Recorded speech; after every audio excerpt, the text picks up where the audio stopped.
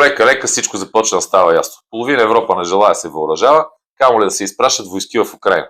Урсула фон дер Лайен се опитва да помогне на Германия да се отърве от ограниченията си за въоръжаване в Втората световна война и по този начин лека да започне възстановяването на Третия райх, този път под формата на розово-либерален военен съюз срещу Русия.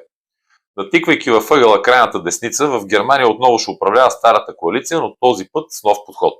Искат да променят конституцията и да изтеглят 1 трилион евро заем, от които 500 милиарда за въоръжаване и 400 милиарда за нова инфраструктура. Инфраструктура, която няма да бъде изграждането на железница за децата до Дисниленд. Новите розови фашисти на база еманципацията на немеца, който уж се отрича от баба си и дядо си, които са били генерали от СС, не само, че не искат да спрат войната в Украина, но искат да възстановят Германската империя през призмата на благодействието на Европейския съюз. За нас остава само един въпрос. Дали след 100 години и 2 неуспешни опита, ние отново ще изберем грешната страна на историята?